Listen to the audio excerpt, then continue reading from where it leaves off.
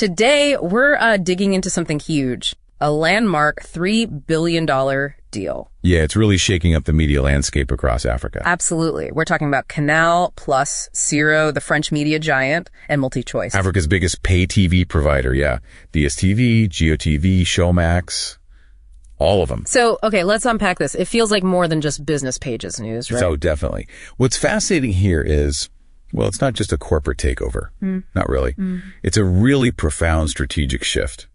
And it carries huge implications for millions of subscribers, yes, but also for the future of African content, its creation, its global reach. Right, those wider ripples. Okay, so let's ground this. What exactly are the terms? Who bought what? And when does this all become official? Okay, so Canal Plus has now officially acquired full ownership of MultiChoice. The whole thing. DStv, GOtv. Showmax, SuperSport, the whole package. Wow. And the valuation is around $3 billion. It's all set to finalize by October 8th, 2025. October 2025. But, it's important to remember, this wasn't sudden. Canal Plus has been building its stake since 2020, bit by bit. Right, I remember reading about that. They got up to what, 45%? Exactly, 45% before this final buyout offer came through. You mentioned earlier, this felt kind of necessary for MultiChoice, even though they're a big player. Why? What was the pressure? Well, if we connect this to the bigger picture, MultiChoice was genuinely at a crossroads. I mean, intense pressure. From the streamers, Netflix and the like. Exactly. Netflix, Amazon Prime Video. Yeah. Those global giants. Plus, rising costs, currency issues. It adds up. So this wasn't just Canal Plus grabbing market share. No, not entirely. For MultiChoice, it's also about getting access to Canal Plus global content deals, their production facilities across different languages. French, Portuguese markets. Right. And their experience navigating all sorts of different media regulations. That's all pretty valuable when you're up against, massive tech companies. Okay, that makes sense. And that strategic advantage, it really comes through when you look at the sheer scale now, doesn't it? It really does. Canal Plus now covers over 50 African countries. They've added MultiChoice's, 14.5 million subscribers? Yeah, on top of their existing footprint. So you've got this massive multilingual broadcaster. English, French, Portuguese. It's huge. And Canal Plus' CEO, Maxime Saada, he's been quite clear, hasn't he? Aiming for a unified media platform. That's the term they used, yeah. Blending global and local content. And crucially, boosting local production. And that's where, the potential really lies for African creatives and viewers too, of course. How so? More opportunities. Potentially, yes.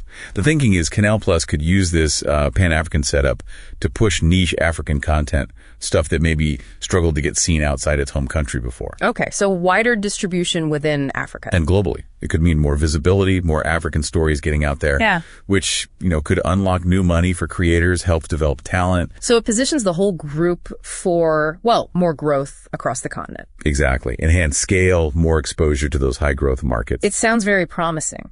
But a deal this big, especially changing a country's media landscape, there have to be strings attached, right? Absolutely. That's a vital question. Balancing the business side with the public interest. So what did South Africa's competition tribunal say? What conditions did they impose? They approved it, but with some really robust conditions. Pretty significant ones. Like what? Okay, first, a big investment. Our $26 billion, that's about $1.4 billion? Wow. Over 3 years. And that's specifically earmarked to boost local content and, importantly, protect jobs. Job security. Yes. A promise of no retrenchments for South African employees for 3 years after the merger. That's huge. Okay. What else? Then there's the ownership structure. This is key. They mandated a carve-out of License Co. License Co. That's MultiChoice's broadcasting license, right? Exactly.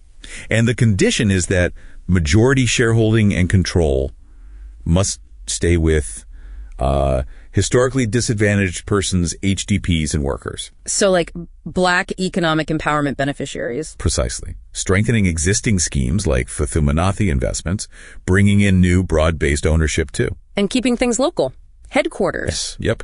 MultiChoice and License Coco have to stay headquartered in South Africa, and Canal Plus also committed to a secondary listing on the Johannesburg Stock Exchange, the JSE. When's that meant to happen? Within 9 months of the deal closing. Okay, so quite a few conditions there focused on local benefit and control. Very much so. Trying to ensure the deal delivers tangible benefits within South Africa. So let's try and pull this all together then. What does this massive acquisition really mean for the future of media across Africa? Well, it's genuinely transformative. There's no other word for it, really. A new era, perhaps. It forces us to think, doesn't it? Yeah. How will this huge shift in ownership influence the stories we see, the narratives coming out of Africa? And I suppose how they're funded, how they're made. Exactly. And how they're shared with the rest of the world. Will it, truly unlock all that creative potential we know is there? Or will new influences kind of reshape African media's identity? That's the big question, isn't it? Something for you, the listener, to really consider as this unfolds. What happens next?